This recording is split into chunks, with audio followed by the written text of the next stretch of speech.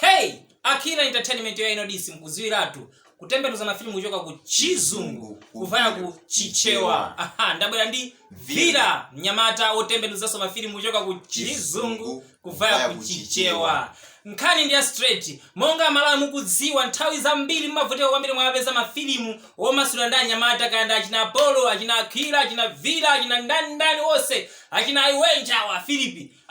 Tsopano pano pa Vira wabwera ndi yankho yokuti mafilimu onse amene amatuluka pa Monday ma latest muziwapeza pa Vira Burning Center Entertainment. Tikuti tu Vira Burning Center Entertainment.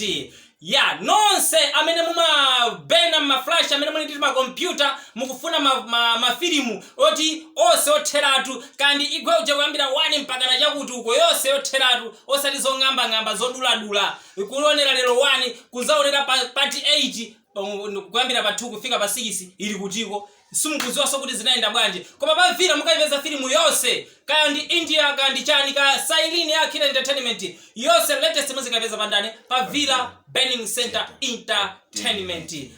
Vira tokota wekha kwina kwe ulimpaka mwa iwe. Chabu ina Malawi.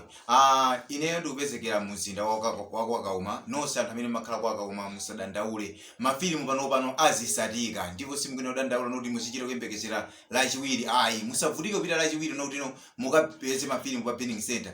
Dikirani mafilimu Monday nalilonse ifeyo tizikubweretserani mafilimu awina aliyese ma latest ndipo muzasatira kopanda vuto nalilonse. Ife ndipo shop yathu yakazikika ikupezekera moyandikizana ndi nyanyanya kena kuno mbali naye kuli opanga za loading komaso kwina kuli hardware ine ndi pamene popo pali sound kulikitaso chimodzimodzi komaso kusonyeza zino kuti yani Vira Entertainment komaso inalembedwa bwino pamene popo mutipeza ifeyo tikunyapa zimene zizi kukusangalatsa ninu ya Malawi. Nkhani ndi imene ya Malawi monga mukudziwa muno ndi mwa Akila Entertainment. Umangoziwiratu tikumalimbikitsaso monga tikutipezerepo mwayi tikulimbikitsa chinyamata muzibweretsa nyimbo muno azising'anga ndi 10,000 kwanya tisimufuna khalani mulibe vuto mumachedwesa so filimu ino filimu mpaka na using'anga mpaka na 25 minutes zachani zimene zozo tikuti muzibweretsa kunoko ma advert kunoko okhazikika bobo tizikuyikirani muno mwa Vira so mamiya so ma advert chimodzimodzi. Nkhani ndi imene yoyo Akila Entertainment versus Vira Entertainment kuti kwe